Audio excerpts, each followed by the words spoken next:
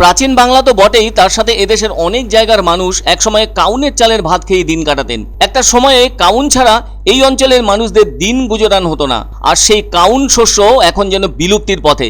খাওয়ার মানুষ সেরকম না থাকায় চাষে আগ্রহ হারিয়েছেন চাষিরা। কাউনের সাথে পরিচয় যাদের আছে তাদের কাছে এর স্বাদ সবটাই জানা, আর যারা হয়তো দেখেননি কিংবা নামও শোনেননি তাদের কাছে কাউনের কোনো পরিচয় জানা নেই।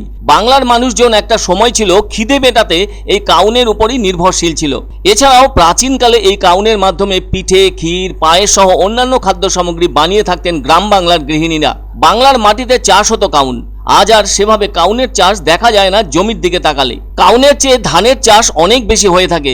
তবুও এবার জলপাইগুড়ি জেলার দক্ষিণ ধূপঝোড়া এলাকায় কাউনের চাষ লক্ষ্য করা গেল। অল্প পরিমাণ জমিতে হলেও তো হয়েছে। যারা কাউনের চাল সেভাবে চেনেন না তাদেরকে বলে দেওয়া ভালো যে অনেকটা দেখতে পোস্ত দানার মতো, কিন্তু রংটা হালকা ভুট্টার রঙের। বিশেষজ্ঞরা বলে থাকেন এই কাউনের পুষ্টিগুণ যথেষ্ট বেশি।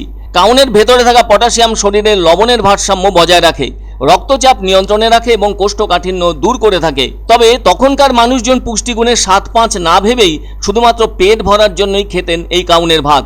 কাউনকে আবার অনেক জায়গায় কাউন বলেও ডেকে থাকেন। ইংরেজি নাম ফক্সটেইল মিলেট। পোয়াসি পরিবারের সেটারিয়া গণের একটি সপুষ্পক উদ্ভিদ এটি।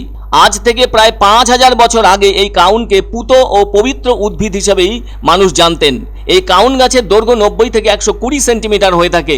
এই কাউনের চাষ এখনও কিছু কিছু ক্ষেত্রে হয়ে থাকে দেশের উত্তরাঞ্চল ও দক্ষিণাঞ্চলে, আর খুব কম করে হলেও উত্তরবঙ্গের সমতলের প্রায় সব জেলাতেই কম বেশি করে হয়ে থাকে। এই কাউনের চাল বাজারে বিক্রি হয়ে থাকে বিভিন্ন প্রজাতির জন্য বিভিন্ন দামে। তাই 72 টাকা কেজি থেকে শুরু করে 130 টাকা কেজি পর্যন্ত দাম আছে। আবার কাউনের চালের দাম 150 টাকা থেকে 200 টাকা কেজি পর্যন্ত আছে। প্রতি 100 গ্রাম কাউনের চালে 378 ক্যালোরি প্রোটিন, 9 গ্রাম জল, 73 মিলিগ্রাম কার্বোহাইড্রেট, 4 গ্রাম মিনারেল প্রভৃতি আছে। কাউনের অন্য বাংলা নামও আছে, সেগুলি হলো কাঙ্গুই বা কঙ্গু, কোড়া, কান্তি, দানা, দোন্দা ও শ্যামধাট।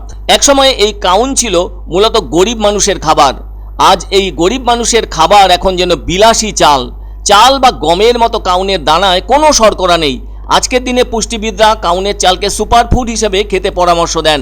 রবি ও খরিফ 2 মরশুমেই কাউনের চাষ হয়ে থাকে। খরিফ মরশুমে ফলন একটু কম হয়। এই চাল দিয়ে সাদা ভাতও রান্না করা যায়। অতিথি আপ্যায়নে এবং উৎসব অনুষ্ঠানে কাউনের পায়েসের যথেষ্ট প্রচলন আছে। মনে রাখা দরকার, বিস্কুট তৈরিতেও কাউনের চালের ব্যবহার হয়ে থাকে।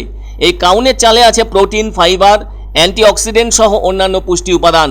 যে কোনো দানা জাতীয় খাদ্য উপাদানের চেয়ে কাউনের চালে অনেক বেশি পরিমাণে আঁশ থাকে। সেজন্য কাউনের চালের যে কোনো খাবার বানিয়ে খেলে পাকস্থলী ভালো থাকে। পর্যাপ্ত পরিমাণে ম্যাগনেসিয়াম, জিঙ্ক, পটাশিয়াম ও আয়রন থাকায় কাউনের চাল নারীদের জন্য বিশেষ উপকারী খাদ্য। মনে রাখা দরকার, আঁশযুক্ত খাবার খেলে পেট অনেক লম্বা সময় পর্যন্ত ভরা থাকে, ফলে ঘন ঘন খিদেও লাগে না, আর এতে সহজেই ওজন কমানো সম্ভব হয়। তবে আমাদের দেশে 1977 সালে কৃষি বিপ্লব ঘটে যাওয়ার পর থেকে এবং সেই সঙ্গে কৃষি গবেষণার বিষয় অনেক বৃহত্তর হওয়ায় তার সাথে সাথে ধানের ফলন বেড়ে যায়, আর তাতে ধীরে ধীরে কাউনের চাষের জায়গা ছোট হয়ে আসে। আজও অনেকের কাছে কাউনের চালের খিচুড়ি দারুণ পছন্দের মধ্যে পড়ে। জলপাইগুড়ি জেলার দক্ষিণ ধূপঝোড়ার কৃষক তথা গরুমারা ফার্মার্স ক্লাবের চেয়ারম্যান লিটন বাবুর উৎসাহে ওই এলাকার চাষিরা কাউন চাষ করে আনন্দ পাচ্ছেন, কেননা দাম ভালোই পাচ্ছেন। তবে আজও কাউনের চাহিদা আছে এদেশের মানুষের কাছে। এই কাউন চাষ করে ডায়াবেটিক্স, কোষ্ঠকাঠিন্য, সুগার এগুলোর থেকে একটু মানে এগুলা খেলে এগুলা খুব কম হয়। মানে বাপ দাদা ঠাকুরদের শোনা কথা যে আগে যারা এগুলা খেয়েছে তাদের নাকি শরীরে অনেক কিছু রোগ ব্যাধি কম হয়ে গেছে। তো কাউন চাষটা এবার আমরা প্রথম করছি। আমাদের মানে পুরুষ মানে বাপ দাদা ঠাকুরদারা আগে করতো নাকি, ওনাদের মুখে শুনছি যে কাউন চাষ হইতো, কিন্তু এবার আমরা প্রথম এটা কাউন চাষটা করছি। প্রায় 7.5 বিঘা জমিতে আমরা কাউন চাষ করছি। ফলন খুবই ভালো হয়েছে। আমরা যেহেতু প্রথম করছি ওই হিসাবে ফলনটা খুবই ভালো হয়েছে। হ্যাঁ, ছোটবেলা আমরা দেশে খাইতাম, এই ভাতই খাইতাম। তো চাল কেনার পয়সা নাই তো কোথায় দিকে খাবো।